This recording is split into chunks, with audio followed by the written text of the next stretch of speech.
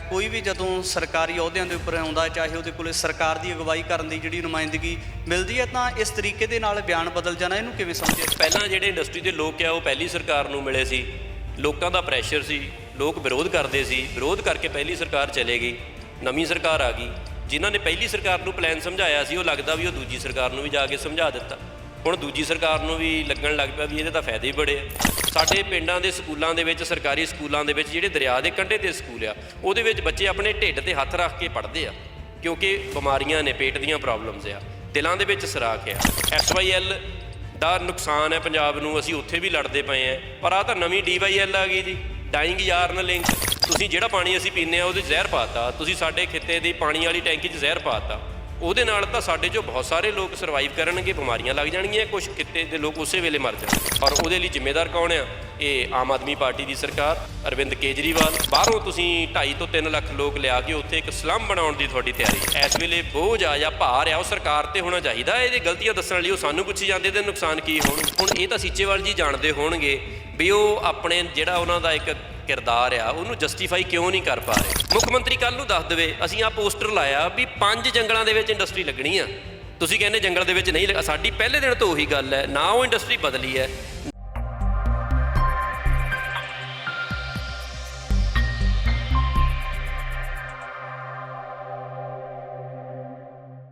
TV84 India ਦੇ ਨਾਲ ਜੁੜੇ ਹੋ, ਮੈਂ ਰਜਿੰਦਰ ਸਿੰਘ ਸਭਰਾ। ਮੌਜੂਦਾ ਸਮੇਂ ਦੇ ਵਿੱਚ ਗੱਲ ਕਰਦੇ ਹਾਂ ਪੰਜਾਬ ਦੇ ਪਾਣੀਆਂ ਦੀ, ਜਿੱਥੇ ਪੰਜਾਬ ਦੇ ਪਾਣੀਆਂ ਦੀ ਗੈਰ ਕਾਨੂੰਨੀ ਤਰੀਕੇ ਦੇ ਨਾਲ ਲੁੱਟ ਖਸੁੱਟ ਕੀਤੀ ਗਈ। ਪਿਛਲੇ ਕਾਫੀ ਸਮੇਂ ਤੋਂ ਲਗਾਤਾਰ ਪੰਜਾਬ ਦਾ ਪਾਣੀ ਲੁੱਟਿਆ ਜਾ ਰਿਹਾ। ਤਾਂ ਮੌਜੂਦਾ ਸਮੇਂ ਦੇ ਵਿੱਚ ਮੱਤੇਵਾੜਾ ਜੰਗਲ ਦੀ ਗੱਲ ਕੀਤੀ ਜਾਂਦੀ ਹੈ, ਇਸ ਤੋਂ ਪਹਿਲਾਂ ਬੁੱਢਾ ਨਾਲਾ ਦੀ ਗੱਲ ਕੀਤੀ ਜਾਂਦੀ ਹੈ, ਜਿਹਦੇ ਵਿੱਚ ਤਕਰੀਬਨ ਪੰਜਾਬ ਦੇ ਪਿੰਡਾਂ ਨੂੰ ਜਾਣ ਵਾਲਾ ਜਿਹੜਾ ਪਾਣੀ ਸੀ ਉਹ ਲਗਾਤਾਰ ਪ੍ਰਦੂਸ਼ਿਤ ਹੋਇਆ।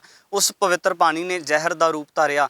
ਪਰ ਮੌਜੂਦਾ ਸਮੇਂ ਦੇ ਵਿੱਚ ਪੰਜਾਬ ਸਰਕਾਰ ਦੇ ਐਲਾਨਾਂ ਤੋਂ ਬਾਅਦ ਅਜੇ ਵੀ ਖਦਸ਼ਾ ਹੈ ਕਿ ਜਿਹੜਾ ਮੱਤੇਵਾੜਾ ਜੰਗਲ ਦੇ ਕਰੀਬ ਟੈਕਸਟਾਈਲ ਪਾਰਕ ਪੰਜਾਬ ਸਰਕਾਰ ਦੇ ਵੱਲੋਂ ਨਾਮ ਦੇ ਕੇ ਲਗਾਉਣ ਜਾ ਰਹੇ ਨੇ, ਤਾਂ ਉਸ ਪਾਰਕ ਦੀ ਜਿਹੜੀ ਰੂਪਰੇਖਾ ਹੈ ਉਹ ਪੰਜਾਬ ਦੇ ਲੋਕਾਂ ਦੇ ਵਾਸਤੇ ਬਹੁਤ ਘਾਤਕ ਸਿੱਧ ਹੋਵੇਗੀ। ਜਿਸ ਸਤਲੁਜ ਪਾਣੀ ਨੂੰ ਪਵਿੱਤਰ ਪਾਣੀ ਮੰਨਿਆ ਜਾਂਦਾ ਹੈ, ਤਾਂ ਉਹ ਜਿਹੜਾ ਪਾਣੀ ਹੈ ਪੰਜਾਬ ਦੇ ਲੋਕਾਂ ਦੇ ਵਾਸਤੇ ਜ਼ਹਿਰ ਦਾ ਰੂਪ ਧਾਰੇਗਾ। ਸਾਡੇ ਨਾਲ ਗੱਲ ਕਰਨ ਵਾਸਤੇ ਡਾਕਟਰ ਅਮਨਦੀਪ ਸਿੰਘ ਬੈਂਸ ਨੇ, ਉਹਨਾਂ ਦੇ ਨਾਲ ਗੱਲਬਾਤ ਕਰ ਲੈਂਦੇ ਹਾਂ।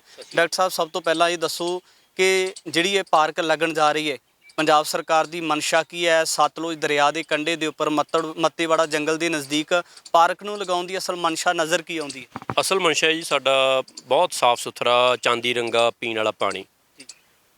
ਉਹ ਇੰਡਸਟਰੀ ਨੂੰ ਉਹਦੇ 'ਚੋਂ ਐਂ ਲੱਗਦਾ ਹੈ ਵੀ ਇਹ ਪੀਣ ਵਾਲੇ ਪਾਣੀ ਦੀ ਲੋੜ ਘੱਟ ਹੈ, ਵੀ ਆਪਾਂ ਉਹਨਾਂ 'ਤੇ ਆਪਣਾ ਕੱਪੜਾ ਜਿਹੜਾ ਹੈ ਇਸ ਪਾਣੀ ਨਾਲ ਉਹ ਰੰਗ ਲਈਏ, ਕਿਉਂਕਿ ਬਾਕੀ ਭਾਰਤ ਦੇ ਵਿੱਚ ਬਹੁਤ ਸਟੇਟਾਂ ਦੇ ਵਿੱਚ ਪਾਬੰਦੀ ਹੈ। ਦੂਸਰੀ ਗੱਲ ਇਹ ਹੈ ਵੀ ਲੀਡਰਸ਼ਿਪ ਦਾ ਕਮਜ਼ੋਰ ਹੋਣਾ। ਇਹ ਪਲਾਨ ਲੈ ਕੇ ਆਉਂਦੇ ਆ, ਬਾਕੀ ਜਗ੍ਹਾ ਸ਼ਾਇਦ CM ਇਹ ਕੰਮ ਕਰਦਾ ਵੀ ਲੋਕਾਂ ਦੇ ਲਈ ਮੈਂ ਕੰਮ ਕਰਨਾ, ਲੋਕਾਂ ਨੂੰ ਨੌਕਰੀ ਦੇਣੀ ਹੈ। ਪੰਜਾਬ ਦੇ ਵਿੱਚ ਕੀ ਹੁੰਦਾ ਹੈ ਕਿ ਇੰਡਸਟਰੀ ਵਾਲਾ ਆਪ ਦੇਖਦਾ ਵੀ ਮੈਨੂੰ ਕਿਹੜੀ ਜ਼ਮੀਨ ਚਾਹੀਦੀ ਹੈ, ਫਿਰ ਉਹ ਪਲਾਨ ਦੱਸਦਾ, ਫਿਰ ਉਹ ਫਾਇਦੇ ਦੱਸਦਾ, ਫਿਰ ਸਰਕਾਰ ਉਹ ਸਹੀ ਜ਼ਮੀਨ 'ਤੇ ਜਾ ਕੇ ਕਬਜ਼ਾ ਲੈਂਦੀ ਹੈ ਕਿਸੇ ਮਹਿਕਮੇ ਦੇ ਥਰੂ, ਅਤੇ ਉਹ ਜ਼ਮੀਨ ਜਿਹੜੀ ਆ ਉਸ ਬੰਦੇ ਨੂੰ ਦਿੱਤੀ ਜਾਂਦੀ ਹੈ। ਅਤੇ ਉਹਦੇ ਜਿਹੜੇ ਕੀਤੇ ਹੋਏ ਵਾਅਦੇ ਹੁੰਦੇ ਆ, ਉਹ ਇੰਡਸਟਰੀ ਵਾਲਾ ਜਿਸ ਹਿਸਾਬ ਨਾਲ ਸਬਜ਼ ਬਾਗ ਵਿਖਾਏ ਹੁੰਦੇ ਆ, ਉਸ ਹਿਸਾਬ ਨਾਲ ਕੰਮ ਤੁਰ ਪੈਂਦਾ ਹੈ। ਔਰ ਇਹ ਜਿਹੜੀ ਜ਼ਮੀਨ ਹੈ, ਇਹ ਉਹੀ ਜ਼ਮੀਨ ਹੈ, ਉਹੀ ਸਤਲੁਜ ਦਰਿਆ ਆ ਜਿੱਥੇ ਮੁੱਖ ਮੰਤਰੀ ਭਗਵੰਤ ਮਾਨ ਉਹਨਾਂ ਨੇ ਕਿਹਾ ਸੀ ਵੀ ਇਹ ਉਹ ਪਾਣੀ ਆ ਜਿਹਦੇ ਨਾਲ ਗੁਰੂ ਸਾਹਿਬ ਨੇ ਅੰਮ੍ਰਿਤ ਛਕਾਇਆ ਸੀ। ਇਹੋ ਜਿਹੀ ਵੀਡੀਓ ਜਿਹੜੀ ਅਸੀਂ ਦੇਖੀ, ਸਤਿਕਾਰ ਆ ਜਦੋਂ ਉਹਨਾਂ ਨੇ ਆਹ ਲਫ਼ਜ਼ ਵਰਤੇ ਸੀ, ਅਤੇ ਇਹ ਇੰਡਸਟਰੀ ਨੇ ਪਾਣੀ ਕਾਲਾ ਕਰ ਦਿੱਤਾ। ਕੈਪਟਨ ਦੇ ਟਾਈਮ 'ਤੇ ਆਮ ਆਦਮੀ ਪਾਰਟੀ ਵਿਰੋਧ ਦੇ ਵਿੱਚ ਸੀ, ਇਹ ਸਾਰੇ ਲੀਡਰ ਜਿਹੜੇ ਸੀ ਉਦੋਂ ਵਿਰੋਧ 'ਚ ਬੋਲਦੇ ਸੀ। ਆ ਸਰਕਾਰ ਆਉਣ ਦੇ ਵਿੱਚ ਇਹਨਾਂ ਨੂੰ ਉਹੀ ਜਿਹੜੀ ਹਿਸਟੋਰੀਕਲ ਰੈਫਰੈਂਸਿਸ ਸਾਨੂੰ ਦਿੰਦੇ ਆ, ਅੱਜ ਉਹ ਇਹਨਾਂ ਨੂੰ ਯਾਦ ਨਹੀਂ, ਅਤੇ ਅੱਜ ਕਹਿੰਦੇ ਆ ਵੀ ਇਹ ਜਿਹੜੀ ਇੰਡਸਟਰੀ ਹੈ ਇਹਦੇ ਫਾਇਦੇ ਬੜੇ ਆ। ਸੋ ਇਹ ਸਾਰੀਆਂ ਚੀਜ਼ਾਂ ਤੁਹਾਡੇ ਸਾਹਮਣੇ ਆ ਵੀ 6 ਮਹੀਨੇ ਦੇ ਵਿੱਚ ਇਹਨਾਂ ਨੇ ਮੁੱਕਰਨ ਵਾਲਾ ਜਿਹੜਾ ਕੰਮ ਆ ਸ਼ਰੇਆਮ ਕੀਤਾ ਹੈ। ਜੇ ਆਪਾਂ ਪਹਿਲਾਂ ਦੀ ਗੱਲ ਕਰੀਏ ਤਾਂ ਪਹਿਲਾਂ ਆਪ ਪਾਰਟੀ ਦੇ ਜਿਹੜੇ ਨੁਮਾਇੰਦੇ ਸੀ ਉਹਨਾਂ ਦੇ ਵੱਲੋਂ ਮੱਤੇਵਾੜਾ ਜੰਗਲ ਦੇ ਵਿੱਚ ਜਾ ਕੇ ਕਾਂਗਰਸ ਪਾਰਟੀ ਦੀ ਵਿਰੋਧਤਾ ਕੀਤੀ ਜਾਂਦੀ ਰਹੀ, ਕਿਉਂਕਿ ਕਾਂਗਰਸ ਪਾਰਟੀ ਉਸ ਵੇਲੇ ਸੱਤਾ ਵਿੱਚ ਸੀ। ਪਰ ਮੌਜੂਦਾ ਸਮੇਂ ਦੇ ਵਿੱਚ ਜੋ ਸੱਤਾਧਾਰੀ ਹੁੰਦੇ ਨੇ ਉਸ ਵੇਲੇ ਬਿਆਨ ਬਦਲ ਜਾਂਦੇ ਨੇ। ਤਾਂ ਇਹਦਾ ਕਾਰਨ ਕੀ ਲੱਗਦਾ ਹੈ ਕਿ ਕੋਈ ਵੀ ਜਦੋਂ ਸਰਕਾਰੀ ਅਹੁਦਿਆਂ ਦੇ ਉੱਪਰ ਆਉਂਦਾ, ਚਾਹੇ ਉਹਦੇ ਕੋਲੇ ਸਰਕਾਰ ਦੀ ਅਗਵਾਈ ਕਰਨ ਦੀ ਜਿਹੜੀ ਨੁਮਾਇੰਦਗੀ ਮਿਲਦੀ ਹੈ, ਤਾਂ ਇਸ ਤਰੀਕੇ ਦੇ ਨਾਲ ਬਿਆਨ ਬਦਲ ਜਾਣਾ, ਇਹਨੂੰ ਕਿਵੇਂ ਸਮਝਿਆ ਜਾਂਦਾ? ਦੇਖੋ, ਪਹਿਲਾਂ ਜਿਹੜੇ ਇੰਡਸਟਰੀ ਦੇ ਲੋਕ ਆ ਉਹ ਪਹਿਲੀ ਸਰਕਾਰ ਨੂੰ ਮਿਲੇ ਸੀ, ਲੋਕਾਂ ਦਾ ਪ੍ਰੈਸ਼ਰ ਸੀ, ਲੋਕ ਵਿਰੋਧ ਕਰਦੇ ਸੀ, ਵਿਰੋਧ ਕਰਕੇ ਪਹਿਲੀ ਸਰਕਾਰ ਚਲੇ ਗਈ, ਨਵੀਂ ਸਰਕਾਰ ਆ ਗਈ। ਜਿਨ੍ਹਾਂ ਨੇ ਪਹਿਲੀ ਸਰਕਾਰ ਨੂੰ ਪਲਾਨ ਸਮਝਾਇਆ ਸੀ, ਉਹ ਲੱਗਦਾ ਵੀ ਉਹ ਦੂਜੀ ਸਰਕਾਰ ਨੂੰ ਵੀ ਜਾ ਕੇ ਸਮਝਾ ਦਿੱਤਾ। ਹੁਣ ਦੂਜੀ ਸਰਕਾਰ ਨੂੰ ਵੀ ਲੱਗਣ ਲੱਗ ਪਿਆ ਵੀ ਇਹਦੇ ਤਾਂ ਫਾਇਦੇ ਹੀ ਬੜੇ ਆ। ਹੁਣ ਫਾਇਦੇ ਕਿਸ ਤਰੀਕੇ ਦੇ ਨੇ ਉਹ ਹੁਣ ਇਹ ਦੱਸ ਸਕਦੇ ਆ। ਹਜੇ ਤੱਕ ਇਹਨਾਂ ਨੇ ਮੱਤੇਵਾੜਾ ਆ ਕੇ ਤਾਂ ਫਾਇਦਾ ਦੱਸਿਆ ਨਹੀਂ ਵੀ ਲੋਕਾਂ ਦਾ ਕੀ ਫਾਇਦਾ ਹੋਣਾ। ਕਿਸੇ ਦਾ ਪਾਣੀ ਖੋਲ੍ਹੋ, ਕਿਸੇ ਦਾ ਕਿੱਤਾ ਖੋਲ੍ਹੋ, ਕਿਸੇ ਦੀ ਜ਼ਮੀਨ ਖੋਲ੍ਹੋ, ਸੋਮੇ ਖੋਲ੍ਹੋ, ਦਰਿਆ ਖੋਲ੍ਹੋ, ਤੇ ਪਿੱਛੇ ਕਿਹੜੀ ਚੀਜ਼ ਉਹਨੂੰ ਦੇ ਦਿਓਗੇ ਵੀ ਆਮ ਲੋਕਾਂ ਨੂੰ ਜਿਹਦੇ ਨਾਲ ਖੁਸ਼ ਹੋ ਜਾਣਗੇ। ਹੋ ਸਕਦਾ ਤੁਹਾਡੀ ਬਿਊਰੋਕ੍ਰੇਸੀ ਨੂੰ, ਤੁਹਾਡੇ ਮਿਨਿਸਟਰਾਂ ਨੂੰ ਜਾਂ ਤੁਹਾਡੀ ਰਾਜਨੀਤਿਕ ਪਾਰਟੀ ਨੂੰ ਕੋਈ ਫਾਇਦਾ ਹੁੰਦਾ ਹੋਵੇ, ਪਰ ਸਾਡੇ ਲਈ ਇਹ ਦੁਬਾਰਾ 47 ਹੈ। ਇੱਥੋਂ ਦੇ ਲੋਕ ਜਿਹੜੇ ਦਰਿਆਵਾਂ ਦੇ ਕੰਢੇ ਤੇ ਬੈਠੇ ਆ, ਬਹੁਤ ਪੁਸ਼ਤਾਂ ਤੋਂ ਉਸ ਜਗ੍ਹਾ ਤੇ ਰਹਿ ਰਹੇ ਆ। ਸਿੱਖੋਵਾਲ ਵਾਲੇ ਪਿੰਡ 63 ਦੇ ਵਿੱਚ ਇੱਥੇ ਆਏ ਆ। 36 ਸਾਲ ਉਹਨਾਂ ਨੇ ਇਹ ਕੇਸ ਲੜਿਆ ਇੱਥੇ ਸੁਪਰੀਮ ਕੋਰਟ ਦੇ ਵਿੱਚ ਜਾ ਕੇ ਜਿੱਤੇ ਆ। ਔਰ ਕਿੰਨੀ ਮਿਹਨਤ ਹੁੰਦੀ ਆ। ਅੱਜ ਤੁਸੀਂ ਕਹਿੰਦੇ ਹੋ ਵੀ ਮੈਂ ਲੋਕ ਸਹਿਮਤ ਹੀ ਬੜੇ ਆ। ਹੁਣ ਵਿਧਾਨ ਸਭਾ ਦੇ ਵਿੱਚ ਇਹ ਵੀ ਝੂਠ ਹੀ ਬੋਲਿਆ ਨਾ। ਜੇ ਲੋਕ ਸਹਿਮਤ ਹੁੰਦੇ ਤਾਂ ਗ੍ਰਾਮ ਸਭਾ ਦਾ ਮਤਾ ਇਸੇ ਪਿੰਡ ਨੇ ਪਾਇਆ, ਔਰ ਉਹ ਗ੍ਰਾਮ ਸਭਾ ਦਾ ਮਤਾ ਤਿਆਰ ਕਿਹਨੇ ਕੀਤਾ? ਇਹਨਾਂ ਦੀ ਪਾਰਟੀ ਦੇ ਲੀਗਲ ਸੈੱਲ ਦੇ ਹੀ ਇੱਕ ਮੋਤਬਰ ਸੀ ਉੱਥੇ ਆਏ ਹੋਏ ਸਾਡੇ ਮੂਹਰੇ, ਉਹਨਾਂ ਨੇ ਉਹ ਮਤਾ ਤਿਆਰ ਕਰਵਾਇਆ ਸੀ। ਤਾਂ ਇੰਨੀ ਹਾਸੋਹੀਣੀ ਸਥਿਤੀ ਹੈ ਵੀ ਤੁਸੀਂ ਸਾਡੇ ਜ਼ਖਮਾਂ ਦਾ ਮਜ਼ਾਕ ਉਡਾ ਰਹੇ ਹੋ। ਸਾਡੇ ਪਿੰਡਾਂ ਦੇ ਸਕੂਲਾਂ ਦੇ ਵਿੱਚ, ਸਰਕਾਰੀ ਸਕੂਲਾਂ ਦੇ ਵਿੱਚ, ਜਿਹੜੇ ਦਰਿਆ ਦੇ ਕੰਢੇ 'ਤੇ ਸਕੂਲ ਆ, ਉਹਦੇ ਵਿੱਚ ਬੱਚੇ ਆਪਣੇ ਢਿੱਡ 'ਤੇ ਹੱਥ ਰੱਖ ਕੇ ਪੜ੍ਹਦੇ ਆ, ਕਿਉਂਕਿ ਬਿਮਾਰੀਆਂ ਨੇ, ਪੇਟ ਦੀਆਂ ਪ੍ਰੋਬਲਮਸ ਆ, ਦਿਲਾਂ ਦੇ ਵਿੱਚ ਸਰਾਖ ਆ। ਕਿਸਮਤ ਵਾਲੇ ਨੂੰ ਕੈਂਸਰ ਹੁੰਦਾ, ਬਹੁਤਿਆਂ ਦੀ ਡੈਥ ਸਿੱਧੀ ਵੀ ਹੋ ਜਾਂਦੀ ਹੈ। ਧਰੰਗ ਵਾਲੇ ਦੀ ਕਹਾਣੀ ਆਪਾਂ ਦੇਖੀ ਹੈ। 40 ਬੱਚੇ ਉੱਥੇ ਨੇ ਜਿਨ੍ਹਾਂ ਦਾ ਦਿਮਾਗੀ ਤੌਰ 'ਤੇ ਵਿਕਾਸ ਨਹੀਂ ਹੋ ਸਕਿਆ। ਤੁਸੀਂ ਹੋਰ ਕਿੰਨੀ ਸੱਟ ਮਾਰਨਾ ਚਾਹੁੰਦੇ ਹੋ? ਸਾਨੂੰ ਤਾਂ ਤੁਸੀਂ ਮੱਲਮ ਲਾਉਂਗੇ, ਸਾਨੂੰ ਤਾਂ ਤੁਸੀਂ ਕੋਈ ਰਿਸਰਚ ਕਰਾ ਕੇ ਆਹ ਬੰਦਿਆਂ ਨੂੰ ਫਾਹੇ ਟੰਗੋਗੇ ਜਿਹੜੇ ਬੰਦੇ ਸਾਡੇ ਲੋਕਾਂ ਨੂੰ 40,000 ਦਾ ਤਾਂ ਡੇਟਾ ਬੋਲਦਾ ਹੈ ਵੀ 40,000 ਲੋਕਾਂ ਨੂੰ ਕੈਂਸਰ ਜਿਹੜਾ ਹੋ ਜਾਂਦਾ ਪੰਜਾਬ ਦੇ ਵਿੱਚ। ICMR ਦਾ ਡੇਟਾ ਆ, 1000 ਬੰਦੇ ਵਧੀ ਜਾਂਦੇ ਆ। ਹਾਲਾਂਕਿ ਡੇਟਾ ਘਟਦਾ ਹੀ ਹੁੰਦਾ, ਪਰ ਉਹ ਵੱਧ ਜ਼ਰੂਰ ਰਿਹਾ। ਅੱਜ ਤੁਸੀਂ ਫਾਇਦੇ ਦੱਸਣ ਲੱਗ ਪਏ ਵੀ ਅੱਜ ਪੀਣ ਵਾਲੇ ਪਾਣੀ ਨਾਲ ਉਹਨ ਰੰਗ ਲੈਂਦੇ ਆ। SYL ਦਾ ਨੁਕਸਾਨ ਹੈ ਪੰਜਾਬ ਨੂੰ, ਅਸੀਂ ਉੱਥੇ ਵੀ ਲੜਦੇ ਪਏ ਹਾਂ। ਪਰ ਆਹ ਤਾਂ ਨਵੀਂ DYL ਆ ਗਈ ਜੀ, ਡਾਇੰਗ ਯਾਰਨ ਲਿੰਕ। ਤੁਸੀਂ ਸਤਲੁਜ ਦੇ ਕੰਢੇ ਦੇ ਉੱਤੇ ਹੁਣ ਪਾਣੀ ਦੇ ਲਈ ਪੈਪਾਂ ਨਹਿਰ ਨਹੀਂ ਬਣਾਈ, ਪਰ ਥੱਲਿਓਂ ਪੈਪਾਂ ਪਾ ਲਈਆਂ ਕਿਉਂਕਿ ਨਹਿਰ ਦਿਖਣੀ ਸੀ। ਤੁਸੀਂ ਦਰਿਆ ਦੇ ਕੰਢੇ 'ਤੇ ਲੈ ਗਏ ਇੰਡਸਟਰੀ ਨੂੰ ਵੀ ਰੰਗੋ ਜੀ ਉੱਨ, ਰੰਗੋ ਜੀ ਕੱਪੜਾ। ਹੁਣ ਇਹ ਕਿਤੇ ਨਾ ਕਿਤੇ ਤਾਂ ਕੋਈ ਨਾ ਕੋਈ ਜਸਟਿਸ ਦੀ ਗੱਲ ਨਹੀਂ ਨਾ ਹੋਈ। ਇਹ ਇਨਵਾਇਰਮੈਂਟਲ ਰੇਸਿਜ਼ਮ ਦਾ ਮੁੱਦਾ ਆ। ਇੱਕ ਪੰਜਾਬੀ, ਤੁਸੀਂ ਜਿਹੜਾ ਪਾਣੀ ਅਸੀਂ ਪੀਂਦੇ ਹਾਂ ਉਹਦੇ 'ਚ ਜ਼ਹਿਰ ਪਾਤਾ, ਤੁਸੀਂ ਸਾਡੇ ਖਿੱਤੇ ਦੀ ਪਾਣੀ ਵਾਲੀ ਟੈਂਕੀ 'ਚ ਜ਼ਹਿਰ ਪਾਤਾ। ਉਹਦੇ ਨਾਲ ਤਾਂ ਸਾਡੇ 'ਚੋਂ ਬਹੁਤ ਸਾਰੇ ਲੋਕ ਸਰਵਾਈਵ ਕਰਨਗੇ, ਬਿਮਾਰੀਆਂ ਲੱਗ ਜਾਣਗੀਆਂ, ਕੁਛ ਖਿੱਤੇ ਦੇ ਲੋਕ ਉਸੇ ਵੇਲੇ ਮਰ ਜਾਣਗੇ। ਇਹ ਇਨਵਾਇਰਮੈਂਟਲ ਰੇਸਿਜ਼ਮ ਵੀ ਆ। ਔਰ ਉਹਦੇ ਲਈ ਜ਼ਿੰਮੇਦਾਰ ਕੌਣ ਆ? ਇਹ ਆਮ ਆਦਮੀ ਪਾਰਟੀ ਦੀ ਸਰਕਾਰ, ਅਰਵਿੰਦ ਕੇਜਰੀਵਾਲ ਬਹੁਤ ਵੱਡੇ ਇਸ਼ਤਿਹਾਰ ਲਾਉਂਦੇ ਨੇ। ਇਹ ਇਸ਼ਤਿਹਾਰ ਲਾਉਣ ਨਾ, ਅੱਜ ਅਸੀਂ ਇਸ਼ਤਿਹਾਰ ਛਾਪਿਆ, ਇਹ ਛਾਪਣ ਸਾਡੇ ਵਾਲਾ ਇਸ਼ਤਿਹਾਰ ਗੁਜਰਾਤ ਦੇ ਵਿੱਚ ਵੀ ਛਾਪਣ, ਹਿਮਾਚਲ ਦੇ ਵਿੱਚ ਵੀ ਛਾਪਣ ਵੀ ਬਹੁਤ ਵੱਡਾ ਕੰਮ ਕਰਨ ਲੱਗੇ ਆ ਜੀ। ਆਹ 5 ਜੰਗਲਾਂ ਦੇ ਵਿੱਚ ਦਰਿਆ ਦੇ ਕੰਢੇ 'ਤੇ ਅਸੀਂ ਬੜੀ ਤਰੱਕੀ ਕਰਾ ਦੇਣੀ ਹੈ। ਇਹ ਕਿਉਂ ਨਹੀਂ ਛਾਪਦੇ? ਫਰਕ ਤਾਂ ਰੁਜ਼ਗਾਰ ਦਾ ਕਹਿ ਕੇ ਦਿੱਤਾ ਜਾਂਦਾ ਤਾਂ, ਪਰ ਜਦੋਂ ਜਿਹੜੇ ਪੰਜਾਬ ਦੇ ਲੋਕਾਂ ਦੇ ਸਿਰ ਦੇ ਉੱਪਰ ਤੁਸੀਂ ਰਾਜ ਕਰਨਾ, ਜਦੋਂ ਸਰੀਰਕ ਪੱਖ ਤੋਂ ਠੀਕ ਨਹੀਂ ਤਾਂ ਫਿਰ ਇਸ ਗੱਲ ਨੂੰ ਕਿਵੇਂ ਸਮਝਿਆ ਜਾਵੇ ਕਿ ਜਦੋਂ ਪੰਜਾਬ ਦੇ ਲੋਕ ਇਸ ਗੱਲ ਦੇ ਨਾਲ ਸਹਿਮਤ ਨਹੀਂ ਕਿ ਜਿਸ ਜਗ੍ਹਾ ਦੇ ਉੱਪਰ ਤੁਸੀਂ ਉਹਨਾਂ ਦੇ ਰੁਜ਼ਗਾਰ ਦਾ ਮਸਲਾ ਕਹਿ ਕੇ ਇੱਕ ਤਰ੍ਹਾਂ ਦੇ ਨਾਲ ਪੰਜਾਬ ਦੇ ਲੋਕਾਂ ਨੂੰ ਉਜਾੜਨ ਲੱਗੇ ਹੋ, ਇਸ ਗੱਲ ਦੇ ਨਾਲ ਸਹਿਮਤ, ਇਸ ਗੱਲ ਨੂੰ ਸਮਝਿਆ ਕਿਉਂ ਨਹੀਂ ਜਾਂਦਾ? ਰੁਜ਼ਗਾਰ, ਤੁਸੀਂ ਕਿਸੇ ਦਾ ਘਰ 'ਤੇ ਜਦੋਂ ਜ਼ਮੀਨ ਖੋਹ ਲਿਆ, ਰੁਜ਼ਗਾਰ ਤਾਂ ਉੱਥੇ ਹੈਗਾ। ਪੰਚਾਇਤੀ ਜ਼ਮੀਨ ਦੇ ਉੱਤੇ ਉਹ ਲੋਕ ਵਾਹੀ ਕਰਦੇ ਪਏ ਆ, ਉਸ ਪਿੰਡ ਵਾਲੇ, ਤੁਸੀਂ ਉਹਨਾਂ ਦਾ ਰੁਜ਼ਗਾਰ ਖੋਹਣ ਲੱਗੇ ਹੋ। ਫਿਰ ਜਿਹੜਾ ਉੱਥੋਂ ਦਾ ਪੋਲਿਊਸ਼ਨ ਆਉਣਾ ਆ ਜਾਂ ਪਾਣੀ ਗੰਦਾ ਹੋਣਾ ਆ, ਲੋਕਾਂ ਦਾ ਉੱਥੋਂ ਪ੍ਰਵਾਸ ਹੋਣਾ ਆ। ਕਿਹਨਾਂ ਲੋਕਾਂ ਦਾ ਪ੍ਰਵਾਸ ਹੋਣਾ? ਜਿਹੜੇ ਉਸ ਖਿੱਤੇ ਦੇ ਵਿੱਚ ਵਾਹੀ ਕਰਦੇ ਆ, ਚਾਹੇ ਪੰਚਾਇਤੀ ਜ਼ਮੀਨ 'ਤੇ ਕਰਦੇ ਆ, ਚਾਹੇ ਆਪਣੀ ਜ਼ਮੀਨ 'ਤੇ ਕਰਦੇ ਆ। 1 ਲੱਖ ਕਿੱਲੇ ਦੇ ਵਿੱਚ ਇਸ ਗੰਦੇ ਪਾਣੀ ਕਰਕੇ ਇਹ ਜਿਹੜਾ ਪਾਣੀ ਆ ਉਹ ਉੱਥੇ ਵਾਹੀ ਨਹੀਂ ਹੋ ਸਕਣੀ। ਕਿਉਂ? ਸਤਲੁਜ ਦਰਿਆ ਦਾ ਪਾਣੀ ਵੀ ਗੰਦਾ ਹੋਣਾ। ਇਹ ਸਾਰੇ ਦਾ ਸਾਰਾ ਜਿਹੜਾ ਪਲਾਂਟ ਆ ਇੰਡਸਟਰੀ ਦਾ, ਇਹ ਫਲੱਡ ਪਲੇਨ 'ਚ ਲਾਉਣ ਲੱਗੇ ਆ। ਇਹ ਸਾਹ ਦਵਾਉਂਦੇ ਆ ਦਰਿਆ ਨੂੰ, ਇਹਦੇ ਨਾਲ ਗਰਾਊਂਡ ਵਾਟਰ ਰੀਚਾਰਜ ਹੁੰਦਾ ਆ। ਸਾਰੇ ਡਿਪਾਰਟਮੈਂਟ ਦੀਆਂ ਗਾਈਡਲਾਈਨਸ ਹੈ ਵੀ 4 ਕਿਲੋਮੀਟਰ ਦੂਰ ਹੋਣਾ ਚਾਹੀਦਾ। ਇਹ ਨੋ ਕੰਸਟਰਕਸ਼ਨ ਜ਼ੋਨ ਆ, ਇਸੇ ਹੀ ਭਾਰਤ ਦੇ ਕਾਨੂੰਨ ਦੇ ਮੁਤਾਬਕ। ਤੁਸੀਂ ਉਹਨੂੰ ਕੰਕਰੀਟ ਕਰਤਾ, ਤੁਸੀਂ ਉਹਦੇ 'ਤੇ ਇੰਡਸਟਰੀ ਲਾਤੀ, ਕੱਲ੍ਹ ਨੂੰ ਉਹ ਥੱਲੇ ਕਾਲਾ ਪਾਣੀ ਪਾਈ ਜਾਣ, ਕੁਛ ਪਾਈ ਜਾਣ 50 ਸਾਲ ਬਾਅਦ, 30 ਸਾਲ ਬਾਅਦ। ਇਹ ਤਾਂ ਸਰਕਾਰ ਅੱਜ ਹੈਗੀ, ਕੱਲ੍ਹ ਹੈ ਨਹੀਂ। ਕਿੰਨੇ ਕੁ ਸਾਲ ਜੋ ਇਹਨਾਂ ਦਾ 3-4 ਮਹੀਨੇ 'ਚ ਹਾਲ ਹੈ, ਇਹ 5 ਸਾਲ ਬਾਅਦ ਪਤਾ ਨਹੀਂ ਕਿਹੜੀ ਸਰਕਾਰ ਆਉਣੀ ਹੈ। ਪਰ ਤੁਸੀਂ ਸਾਨੂੰ ਪਰਮਾਨੈਂਟ ਤਾਂ ਸੱਟ ਮਾਰ ਗਏ ਨਾ ਉਸ ਵੇਲੇ। ਅਤੇ ਫਿਰ ਜਦੋਂ ਸਾਡਾ ਪਾਣੀ ਤੁਸੀਂ ਖੋਹ ਲਿਆ ਅਤੇ ਤੁਸੀਂ ਸਾਡੀ ਇੰਪਲੋਇਮੈਂਟ ਇੱਕ ਤਰ੍ਹਾਂ ਨਾਲ ਖੋਹ ਲਈ। ਤੁਸੀਂ ਸਾਡੀ ਇੰਪਲੋਇਮੈਂਟ ਖੋਹ ਲੈਣੀ ਆ। ਹਾਂ, ਇੰਨਾ ਜ਼ਰੂਰ ਹੈ ਵੀ ਬਾਹਰੋਂ ਤੁਸੀਂ 2.5 ਤੋਂ 3 ਲੱਖ ਲੋਕ ਲਿਆ ਕੇ ਉੱਥੇ ਇੱਕ ਸਲੰਮ ਬਣਾਉਣ ਦੀ ਤੁਹਾਡੀ ਤਿਆਰੀ ਹੈ। ਹੁਣ ਇਹ ਕਿੰਨੀ ਕੁ ਸਿਆਣੀ ਗੱਲ ਹੈ? ਮੈਂ ਪਹਿਲਾਂ ਹੀ ਕਿਹਾ, ਸਾਡੇ ਗੁਰੂ ਸਾਹਿਬ ਦੇ ਨਾਲ ਜੁੜਿਆ ਹੋਇਆ ਖਿੱਤਾ ਹੈ, ਉਹਨੂੰ ਤੁਸੀਂ ਸਲੰਮ ਬਣਾਉਣ ਲੱਗੇ ਹੋ।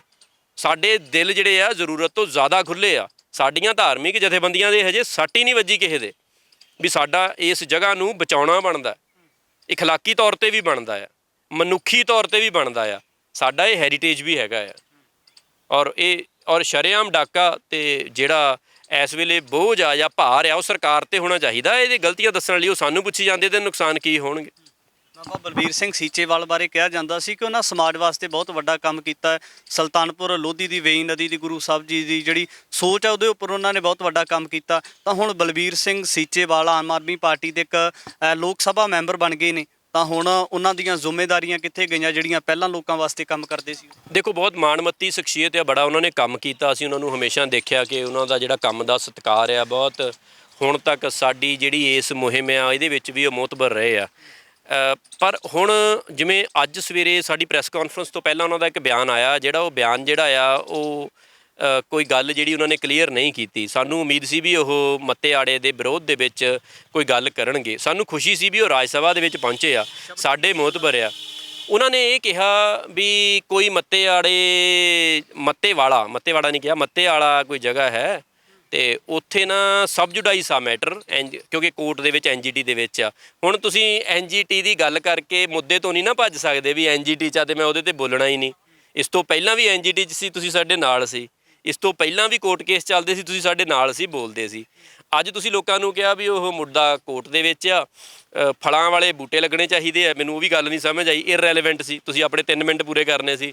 ਫਿਰ ਇਹ ਕਿਹਾ ਜੀ ਜਿਹੜੀ ਤਾਂ ਮਾੜੀ ਇੰਡਸਟਰੀ ਆ ਉਹਦੇ 'ਤੇ ਤਾਲਾ ਲਾ ਦਿਓ, ਜਿਹੜੀ ਚੰਗੀ ਆ ਉਹਨੂੰ ਇਨਾਮ ਦੇ ਦਿਓ। ਹੁਣ ਕਹਿਣ ਦਾ ਮਤਲਬ ਇਹ ਹੈ ਵੀ 6 ਮਹੀਨੇ 'ਚ ਭਗਵੰਤ ਮਾਨ ਮੁੱਕਰ ਗਿਆ। ਤੁਹਾਡਾ ਬਿਆਨ ਇਹ ਸਲਾਬਿਆ ਹੋਇਆ ਆ ਸਿਰਫ ਆਹ ਚੈੱਕ ਕਰਨ ਦੇ ਲਈ। ਆ ਜਿਹੜੀ 5 ਸਾਲ ਵਾਲੀ ਸਰਕਾਰ ਹੈ ਇਹਦੇ ਚੱਕਰ 'ਚ ਹਮੇਸ਼ਾ ਲਈ ਅਸੀਂ ਆਪਣਾ ਖਿੱਤਾ ਗਵਾ ਲਈਏ। ਡਾਕਟਰ ਸਾਹਿਬ, ਇਸ ਤਰ੍ਹਾਂ ਲੱਗਦਾ ਹੈ ਸੀਚੇਵਾਲ ਸਾਹਿਬ ਦੇ ਬਿਆਨ ਤੋਂ ਤੁਸੀਂ ਕਹਿੰਦੇ ਹੋ ਕਿ ਉਹ ਮੱਤੇਵਾੜਾ ਜੰਗਲ ਦੀ ਨੁਮਾਇੰਦਗੀ ਕਰਦੇ ਰਹੇ ਨੇ ਪਿਛਲੇ ਸਮੇਂ ਦੇ ਦਰਮਿਆਨ, ਪਰ ਮੌਜੂਦਾ ਸਮੇਂ ਦੇ ਵਿੱਚ ਮੱਤੇਵਾੜਾ ਨੂੰ ਮੱਤੇਵਾਲਾ ਕਹਿ ਕੇ ਅਨਭੁੱਲ ਜੇ ਬਿਆਨ ਇਸ ਤਰੀਕੇ ਦੇ ਨਾਲ ਦੇਣਾ, ਫਿਰ ਕੀ ਸਮਝਿਆ ਜਾਵੇ? ਇਸ ਗੱਲ ਤੋਂ ਤਗਾਜ਼ਾ ਕੀ ਲਾਇਆ ਜਾ ਸਕਦਾ? ਮੈਨੂੰ ਐਂ ਲੱਗਦਾ ਕਿ ਉਹਨਾਂ ਨੇ ਸਾਨੂੰ ਨਿਰਾਸ਼ ਕੀਤਾ ਆ। ਸਾਡੇ ਕੋਲ ਤੇ ਸਾਨੂੰ ਅਜੇ ਵੀ ਲੱਗਦਾ ਵੀ ਅੱਜ ਜਾਂ ਕੱਲ੍ਹ ਨੂੰ ਉਹ ਇੱਕ ਕਲੀਅਰ ਬਿਆਨ ਦੇ ਦੇਣਗੇ। ਇਹਦੇ ਨਾਲੋਂ ਜੇ ਉਹ ਮੱਤੇ ਆੜੇ ਦੀ ਇੰਡਸਟਰੀ ਪਾਰਕ ਦੇ ਹੱਕ 'ਚ ਖੜ੍ਹ ਜਾਂਦੇ ਤੇ ਫਿਰ ਸਾਨੂੰ ਘੱਟ ਮਹਿਸੂਸ ਹੋਣਾ ਸੀ, ਜਾਂ ਸਾਡਾ ਸਾਥ ਦੇ ਦਿੰਦੇ, ਸਾਨੂੰ ਖੁਸ਼ੀ ਹੋਣੀ ਸੀ ਵੀ ਇੱਕ ਬੰਦਾ ਉੱਥੇ ਪਹੁੰਚਿਆ ਹੈ।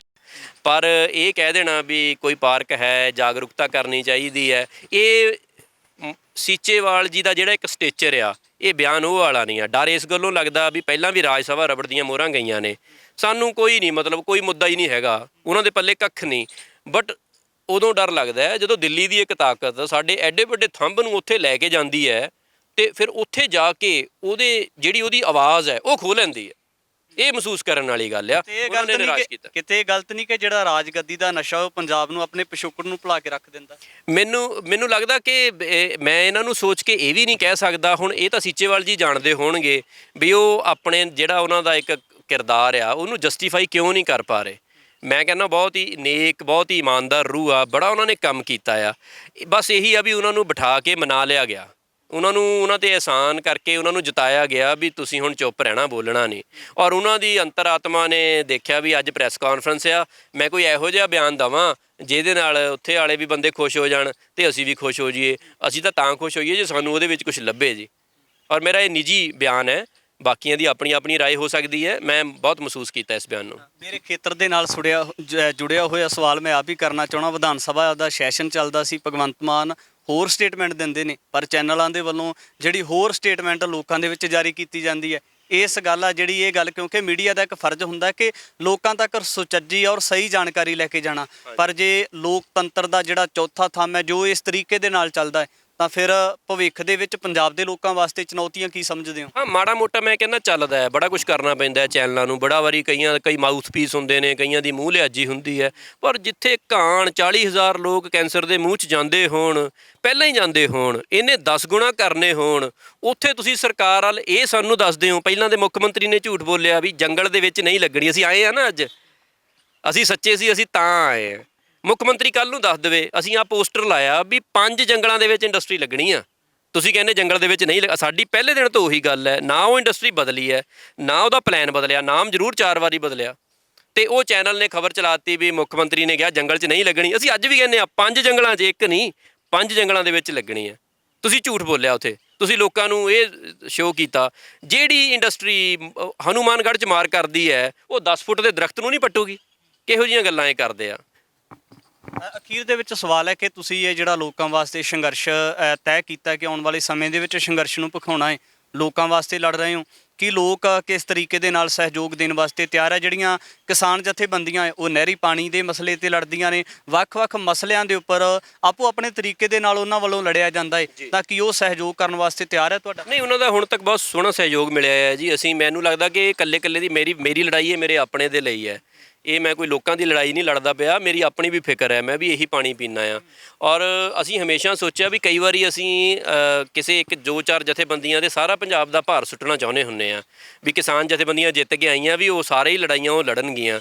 ਅਸੀਂ ਹੁਣ ਤੱਕ ਇਹ ਜਿਹੜੀ ਲੜਾਈ ਹੈ ਉਹਦੇ ਵਿੱਚ ਅਸੀਂ ਇਹ ਆਪਣੇ ਵੱਲੋਂ ਪੂਰੀ ਕੋਸ਼ਿਸ਼ ਕੀਤੀ ਹੈ ਵੀ ਉਹਨਾਂ ਦੇ ਉੱਧਰ ਵੀ ਮੋਰਚੇ ਖੁੱਲ੍ਹੇ ਹੋਏ ਹੈ, ਸੈਂਟਰ ਨਾਲ ਵੀ MSP ਦੀ ਲੜਾਈ ਹੈ, ਡੈਮ ਸੇਫਟੀ ਐਕਟ ਦਾ ਵੀ ਕੰਮ ਚੱਲਦਾ ਆ ਵੀ ਚਲੋ ਜਿਹੜੀ ਸਾਡੀ ਜ਼ਿੰਮੇਵਾਰੀ ਹੈ ਅਸੀਂ ਲੁਧਿਆਣੇ ਬਹਿ ਕੇ ਸੰਸਥਾਵਾਂ ਨੂੰ ਇਕੱਠਿਆਂ ਕਰੀਏ। ਅਸੀਂ 45-46 ਜਥੇਬੰਦੀਆਂ ਤੱਕ ਪਹੁੰਚ ਗਏ ਹਾਂ। ਹੁਣ ਜਥੇਦਾਰ ਸਾਹਿਬ ਨੂੰ ਵੀ ਸਾਡੀ ਮਿਲਣ ਦੀ ਤਿਆਰੀ ਹੈ। ਜਿਹੜੀਆਂ ਹੋਰ ਧਾਰਮਿਕ ਜਥੇਬੰਦੀਆਂ ਨੇ, ਚਾਹੇ ਉਹ ਜੈਨਸ ਦੇ ਧਰਮ ਗੁਰੂ ਹੈ, ਚਾਹੇ ਕ੍ਰਿਸਚਨ ਮੁਸਲਿਮਸ ਦੇ ਹੈ, ਚਾਹੇ ਆਪਣੇ ਸਿੱਖਾਂ 'ਚੋਂ ਆ, ਉਹਨਾਂ ਨੂੰ ਮਿਲਣ ਦੀ ਤਿਆਰੀ ਹੈ। ਔਰ ਕਿਸਾਨ ਯੂਨੀਅਨਸ ਦੇ ਵੱਲੋਂ ਮੈਂ ਇੱਕ ਚੰਗੀ ਗੱਲ ਕਹਿਣਾ ਚਾਹੁੰਦਾ ਹਾਂ ਵੀ ਉਹਨਾਂ ਨੇ ਆਪ ਰਾਬਤਾ ਬਣਾ ਕੇ ਸਾਡੇ ਨਾਲ ਕਿਹਾ ਵੀ ਅਸੀਂ ਤੁਹਾਡੇ ਨਾਲ ਖੜੇ ਹਾਂ ਔਰ ਸਮਾਂ ਆਉਣ 'ਤੇ ਉਹ ਜਥੇਬੰਦੀਆਂ ਆਪਣੇ ਆਪਣੇ ਬਿਆਨ ਦੇ ਕੇ ਸਾਡੇ ਨਾਲ ਬੈਠਣਗੀਆਂ, ਸਾਨੂੰ ਗਾਈਡ ਕਰਨਗੀਆਂ ਔਰ ਅਗਲਾ ਜਿਹੜਾ ਪ੍ਰੋਗਰਾਮ ਆ ਲੋਕ ਆਪ ਜਦੋਂ ਜੁੜ ਕੇ ਬਹਿਣਗੇ ਦੇਣਗੇ ਜ਼ਰੂਰ। ਤੁਹਾਡੇ ਵਿੱਚ ਤਾਂ ਫਿਕਰ ਹੈ ਕਿ ਅਸੀਂ ਪੰਜਾਬ ਦਾ ਪਾਣੀ ਪੀਂਦੇ ਹਾਂ, ਪੰਜਾਬ ਵਾਸਤੇ ਆਪਣੇ ਵਾਸਤੇ ਲੜ ਰਹੇ ਹਾਂ, ਤਾਂ ਜਿਹੜੇ 92 ਪੰਜਾਬ ਦੇ ਲੋਕਾਂ ਨੇ ਜਿਤਾ ਕੇ ਭੇਜੇ ਆ ਉਹਨਾਂ ਦੀ ਕੋਈ ਜ਼ਿੰਮੇਵਾਰੀ ਨਹੀਂ ਨਜ਼ਰ ਆਉਂਦੀ? ਮੈਨੂੰ ਲੱਗਦਾ ਕਿ ਉਹਦੇ ਵਿੱਚ ਪ੍ਰੋਬਲਮ ਇਹ ਆਈ ਵੀ ਅਸੀਂ ਪਹਿਲਾਂ ਬਹੁਤ ਪਾਰਟੀਆਂ ਤੋਂ ਉਹਨਾਂ ਦੇ ਚੁੰਡੇ ਹੋਏ ਸੀ। ਸਾਨੂੰ ਐਂ ਲੱਗਿਆ ਵੀ ਆਪਾਂ ਇਹਨਾਂ ਤੋਂ ਇੱਕ ਵਾਰੀ ਛਡਾ ਲਈਏ, ਇਹ ਨਵੇਂ ਨੇ, ਉਹ ਨਵਿਆਂ ਨੂੰ ਆਪਾਂ ਦੇ ਦਈਏ। ਪਰ ਉਹ ਚਲੋ ਹੁਣ ਜਦੋਂ ਆਪਾਂ ਨਵਿਆਂ ਨੂੰ ਜਦੋਂ ਦੇਖ ਲੈਂਦੇ ਆ ਨਾ ਫੇਰ ਹੀ ਪਤਾ ਲੱਗਦਾ। ਫਿਰ ਇੱਕ ਤਾਂ ਬਕਾਓ ਆ ਕਹਿੰਦੇ 6 ਮਹੀਨੇ ਵੇਖਣਾ, ਉਹਨਾਂ ਨੇ ਜਦੋਂ ਉੱਠਣਾ ਉਹਨਾਂ ਨੂੰ ਪਤਾ ਲੱਗਣਾ ਵੀ ਕੀ ਹੈ ਨਹੀਂ, ਕਿਹੜਾ ਸਮਾਨ ਸਾਡਾ ਪੰਜਾਬ ਦਾ ਚੱਕਿਆ ਗਿਆ। ਉਹ ਇੱਕ ਥੋੜ੍ਹੀ ਜਿਹੀ ਸੋਚ ਹੈਗੀ ਹੈ। ਪਰ ਮੈਨੂੰ ਲੱਗਦਾ ਕਿ ਰਾਜਨੀਤੀ ਦੇ ਵਿੱਚ ਮਾੜੇ ਚੰਗੇ ਤਾਕਤਾਂ ਆਉਂਦੀਆਂ ਰਹਿਣਗੀਆਂ। ਡੈਮੋਕ੍ਰੇਸੀ 'ਚ ਜੁੱਤੀ ਹੱਥ 'ਚ ਰੱਖਣ ਦੀ ਲੋੜ ਹੈ ਵੀ ਹੁਣ ਜੋੜਾ ਨਹੀਂ ਲੈਣਾ ਚਾਹੀਦਾ, ਜੁੱਤੀਆਂ 3 ਲੈਣੀਆਂ ਚਾਹੀਦੀਆਂ ਨੇ।